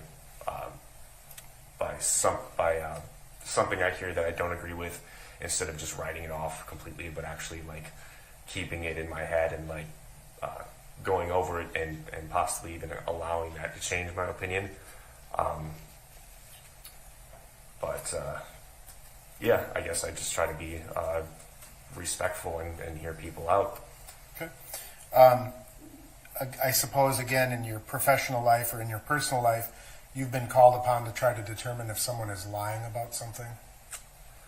I guess I can't remember a specific experience. Sure. I mean, do you think that that's kind of a normal process that we as humans engage in? Is this person telling me the truth? Yeah, I guess. I mean, I've definitely had to make that call, like, personally. I can't say I've ever like had to play a specific role, but I definitely had to judge whether or not somebody was lying to me. How do you, what tools do you bring to that analysis? I guess I don't know what specific tools. I guess body language, trying to read body language, I think is a big indicator. And just logic, just kind of, evaluating the scenario, and yeah. Do you think that, how do you think consistency of story affects that analysis? I think it does to an extent. I guess it really depends on the events. I know over time people's memories can change, and with that their story might change slightly. But it's usually smaller details. Obviously, if there's a major detail that has changed, that might be an indicator that their story is untrue. Okay. Do you think that a person's perception may change over time? Yes, I do. Do you think that a person's perception may change based upon information that they receive over time? Yeah, I do. Now, let me ask you this. Do you think it's possible for two people to perceive the same event from the same vantage point and come to different conclusions about what they see? Yes. Why? just because I guess everybody kind of processes information differently. What they see, their sensory input. There's no way to know that how one person processes an event is the same way that another person does, just because we can't see things through their eyes or hear things through their ears. So their brain might just interpret the set of events differently. Is that based on like their environment being raised, or do you think it's based on education and training? Like, what types of things do you think would affect someone's perception of an event? Just the things that they look for, I guess. Some people might be paying attention to certain things, while some people might pay attention to other things. Like maybe one person will notice what somebody's wearing more so than another person, while the other person might be paying more attention to like maybe the scenery. So I guess we just kind of seek out different things in our environment. Okay. So ultimately, you understand that if you were to be a juror on this case, you have to judge this case based only on the evidence as it's presented in court. Do you understand that? Yes. And anything that you may have learned about this case before coming into this courtroom or filling out this questionnaire, you have to basically, in a sense, erase it from your memory. Yes. Can you do that? I think so, yes. Will you do that? Yes. Okay. At the end of the case, the judge is going to give you the law that applies in this case. Mm-hmm. And you have to decide the facts based upon the law he gives you. You may read the law and you may go, that can't possibly be right, or we really need to work to change this law, right? You may disagree with the law. Sure. Can you apply the facts of this case to the law as the judge gives it to you, even if you think it should be different or is wrong? Yes, I can. Just want to follow up with a few questions on your questionnaire, sir, and I'll try to make it relatively quick. It's fair that you had formed some pretty strong opinions about this case, right? Yes. And again, I don't question your the right for you to have your opinions, but we need to make sure that you can set those opinions aside and that you can be an impartial juror. Do you understand that? Yes. All right. And so by me asking you questions about your opinions, I'm not questioning your thought process. I just want to make sure that we're getting true and honest answers. Sure. Okay? All right. I believe at the beginning when the judge was asking you for some questions, you were asking, or you had a response that referenced bias, right? That people have to recognize their own biases, I think is what you said. Okay. Do you recall that generally? I mean, honestly, I don't remember everything that I wrote, but... Okay. I mean, and that's fair. I mean, it's a little bit unusual to be under the spotlight, so to speak, right? Sure, yeah. I guess the question is, you formed very strong opinions about this case, mm-hmm. and you have to be cognizant of your bias, right? Yes. And our biases and our opinions will form how we view kind of what we were just talking about, how we view or perceive events. Right. Because your opinions are so strong, do you think you can honestly think you can set those aside and judge this case exclusively on the facts? Yes, I do. Okay. So you were asked a series of questions about what you recall, what you had communicated with other people, and various videos that you had seen. I want to make sure we're talking about the same video or videos. Sure. There was a bystander video that went viral. Mm-hmm. There were some body camera footage that was released, and then there were some store surveillance videos that were also released in the public. Okay. Do you know which of those videos you saw or recall seeing? Yes, I saw the bystander video and the police cam. The body-worn cameras? Yeah. Yep. Okay. And you watch those. Did you go online and watch the entirety of those videos, or did you watch clips and pieces that you saw in the news or on social media? I believe I watched the entire videos. I know for sure the bystander video. at least I think it wasn't from like the news. It wasn't like clips, but it might have been.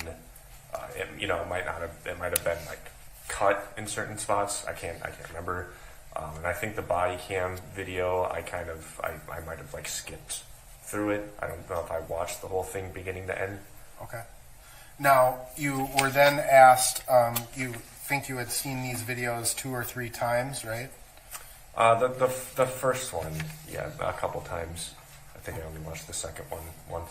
The bystander you saw a couple times? Yes, I think so. Okay.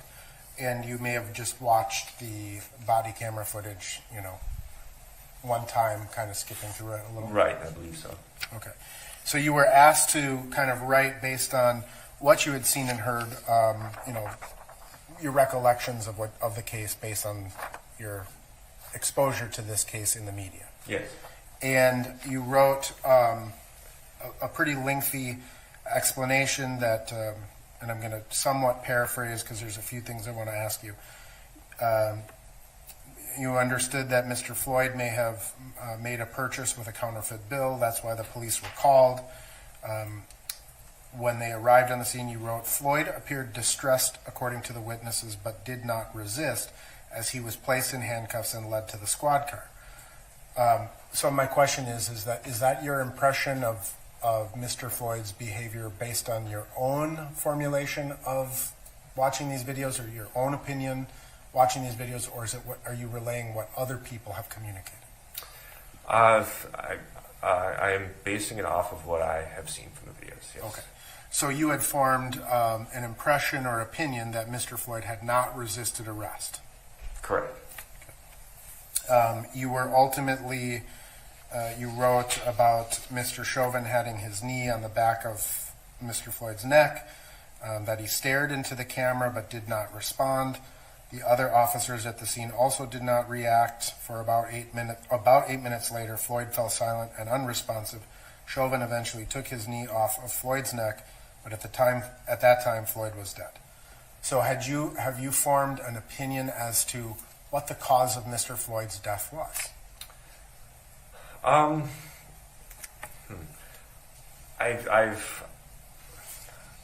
guess not. I have heard a couple things. I have heard that it was maybe due to his airway being closed because of the knee. I've also heard other things about a possible drug overdose. And I guess what I believe is that maybe it was a combination. Could have been a combination. Okay, because you do reference that an autopsy report stated that Floyd had been under the influence of fentanyl. And you wrote, you've got some arrows here, so I have to follow. Body cam footage that was later released revealed that Floyd had been put in the back seat of the police vehicle moments before ending up on the ground beneath Chauvin's knee. Floyd had appeared distressed, but unarmed and cooperative, apparently suffering from a mental break. Do you recall writing that? Yes. Okay. And again, ultimately you understand that I'm not questioning your intent, right? Sure. It's the presumption of innocence applies in this case. Do you understand that? Yes. That means that right now Mr. Chauvin is innocent. Correct. And the defense has no burden to prove anything. We don't have to call witnesses. We don't have to introduce evidence. We don't have to ask a single question. Are you okay with that? Yes. And it's not the defense's burden to prove anything to get you back to the presumption of innocence and then make the state hold the state to its burden. You understand that? Yes. That's not the nature of our law. And you can do that. Yes, I believe so. You were asked about your opinions or general impression of the defendants. At the time it was all 4 officers. But you wrote that you have a very negative impression of Mr. Chauvin, and you wrote, I feel that Chauvin used excessive and unnecessary force and that the other officers should have at some point intervened. So it's fair to say you formed an opinion that what you saw in this video constituted excessive force. Yes. Again, you understand that the police procedures, police training, police use of force, all of that may become an issue in this case. Yes. And so again, recognizing our biases and where we have to start from being the presumption of innocence, you can put all of your previous assumptions aside, start from zero, listen to the evidence, and presume Mr. Chauvin innocent. Yes. You were also asked if you had ever talked about this incident with your friends, family, coworkers, discussed it online, etc. And you wrote, "My opinion was that his death was the result of excessive and unnecessary force by Chauvin and a lack of intervention from the other officers involved." Right? So it sounds like you formed an opinion that Mr. Chauvin caused Mr. Floyd's death. Yeah, I believe so. Okay. And again, you know, right? I mean, you understand. Do you understand why I would be concerned? Yes.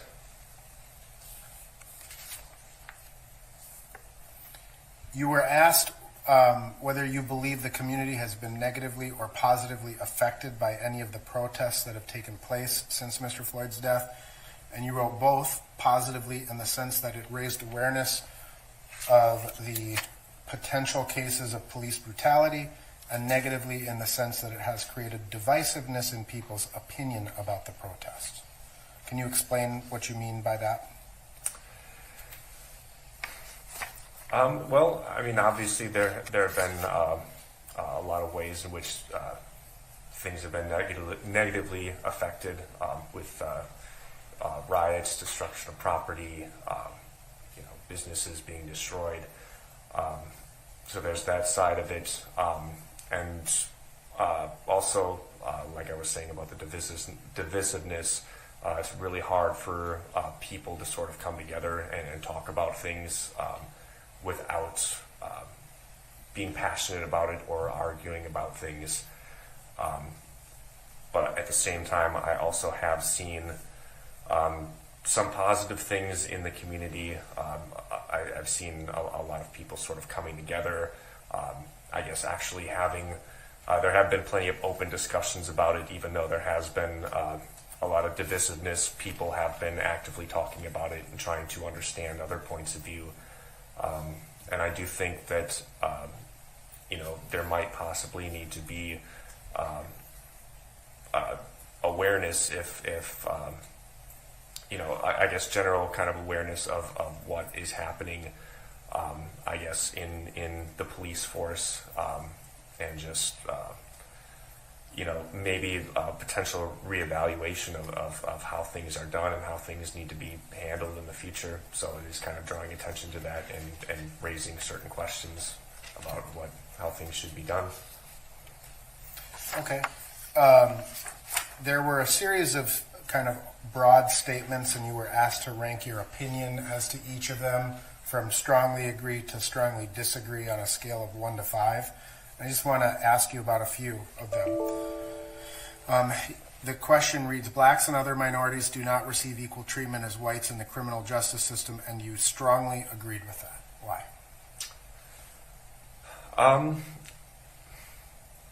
I guess just from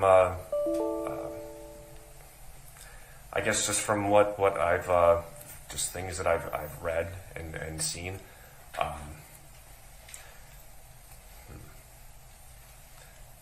I guess it seems to me that a lot of blacks and minorities tend to live in lower income areas, and I usually tie lower income areas as having more crime and therefore being more heavily policed. And just because those areas tend to be have a higher concentration of black people and minorities, I do feel that there is a little bit of a difference there in how often or how much more they might be policed and how they may be dealt with differently. Okay. The statement reads, I support defunding the Minneapolis Police Department, and you somewhat agreed with that. Why? I do think that there may be certain things that need to be changed. I guess as far as defunding goes, I think I don't believe so much in defunding as possibly reassessing how funding is distributed, and maybe seeing if there's different ways, different areas that certain funding can go to, as far as maybe creating different programs or funding other programs, better funding for other programs and that sort of thing. Okay. Now, the statement reads specifically, Minneapolis police officers are more likely to respond with force when confronting black suspects than when dealing with white suspects, and you somewhat agreed with that. Can you explain why? I guess I've just certain videos and things, certain videos, certain articles, certain things that I've read that people have said and experienced. Okay. I mean, and it's specific to the Minneapolis Police Department? I guess I wouldn't say specific to Minneapolis. Okay. I don't know, I might have missed that. So, I mean, ultimately you understand that this case involves the Minneapolis Police Department in a significant way, right? Correct, yes. And one of the questions here is, local police departments try to cover up excessive force rather than correct it, and you strongly agreed with that. Okay. Yeah, I guess I did, yeah. Okay. I mean, why do you, what do you base that opinion on? I guess I kind of see that in a lot of other places. A lot of, I guess in a lot of government situations or business situations, a lot of times it just seems like it's in a certain group's best interest to kind of maybe sweep certain things under the rug. Things that might involve a lot of money, or having to restructure things, or just might give something a bad image. I don't think it's specific to just police departments, but in a lot of organizations, just it might complicate things or hurt financially, or give something a bad image, and therefore a lot of things can be swept under the rug. Okay. So, in this case, obviously, you may hear testimony that is called by the state, mm-hmm. and or the defense, right? And these witnesses may be Minneapolis police officers. Yes. Do you give credence, to a police officer called by the state versus the defense? No, I don't think so. Do you think that an officer who may be called by the defendant would be more likely to be trying to sweep this under the rug or try to make his department look better? I don't think so. No, not on an individual level. No. Okay, but on a collective, you do? Yes, I think it's entirely possible. And so ultimately, if you were to hear testimony from police officers, can you give that testimony the same credence as just a bystander? Yes. You can keep them at the same level? Yes. Even though you think that you would be more suspicious of police testimony than a citizen? I don't think I would be any more or less suspicious. Okay. But if you have this impression that police officers are trying to, or police departments are trying to sweep things under the rug, right? Isn't that a suspicion?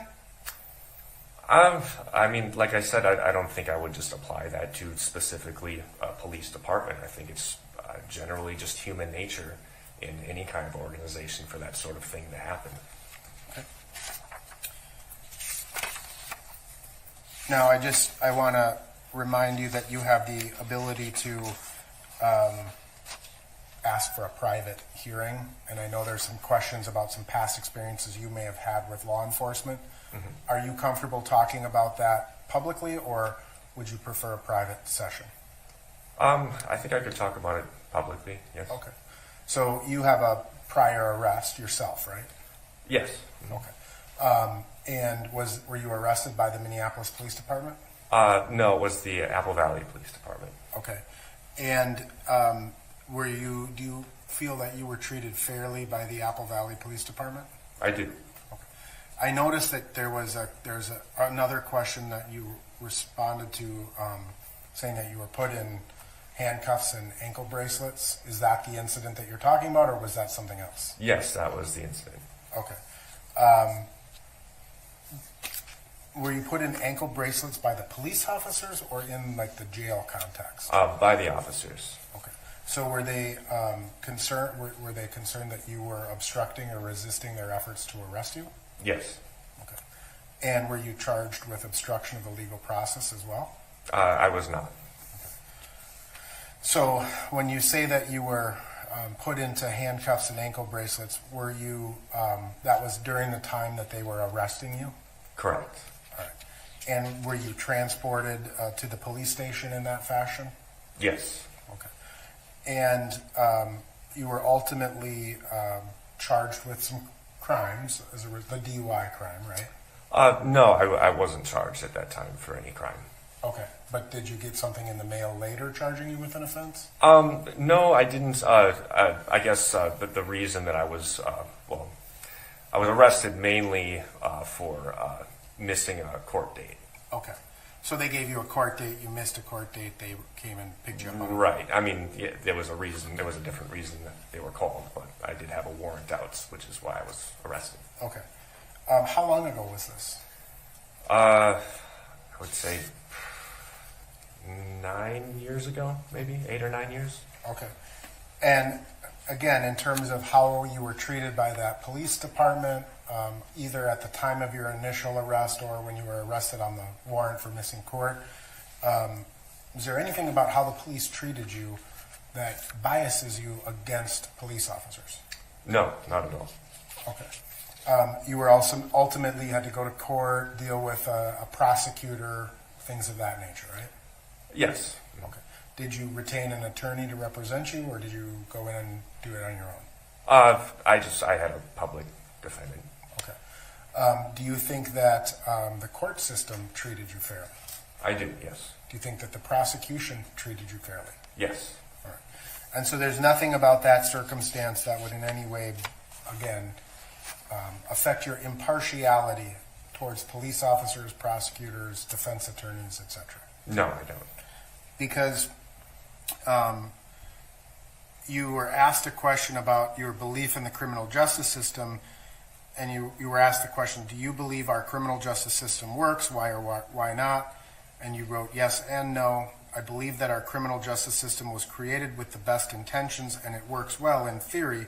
However, money corrupts even the best of intentions. So are you suggesting that people who can afford more expensive lawyers get better justice, or what are you inferring here? Yes, I would say that, in the sense that money is involved, I do think being able to afford a better defense is more beneficial. Also, just having the ability to make bail, or so there's that, the ability to make bail, and then just also just sort of the way the prison system is set up. I think a lot of money has a lot to do with the whole structure of that. So, I just have to kind of, I guess, I'll conclude my questions, sir, in this way. You were asked if you wanted to serve as a juror, and you said yes. And you wrote, I've never served on a jury, and I look forward to the experience. But the bottom line is, there are some people who will just say whatever they can to get off of a jury or out of jury service. Mm-hmm. And there are those that will say whatever they think they need to say in order to get on to a jury. Does that make sense to you? Yes. So, when I look at your answers to the questionnaire, you formed very strong opinions that this was a case of excessive force. You determined, at least you formed the opinion, that the force was the cause of Mr. Floyd's death. You shared and expressed those opinions. You believe that police officers work to cover up, crimes, or police departments, and I know other organizations as well, not trying to just simplify it. Sure. But you have all of these very, very strong, biases, right? And what we're looking for is someone who can just be neutral, right? Sure. Like idle and neutral. Listen to the evidence, right? And don't put it in gear until you've heard all the evidence. Is that, sure. And you're confident that you can do that in your heart of hearts. I have to take you at face value. Yes, I think so. May I have a moment, Your Honor? Yeah.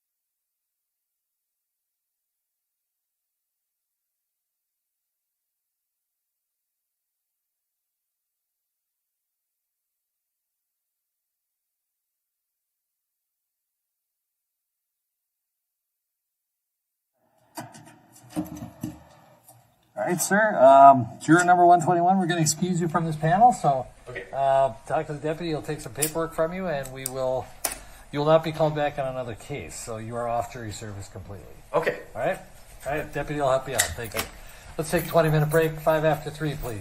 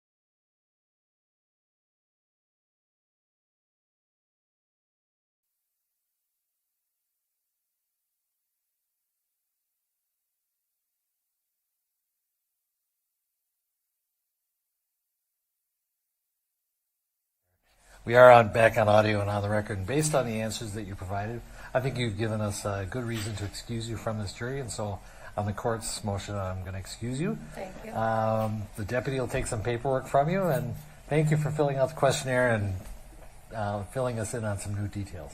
Thank you. All right, thank you.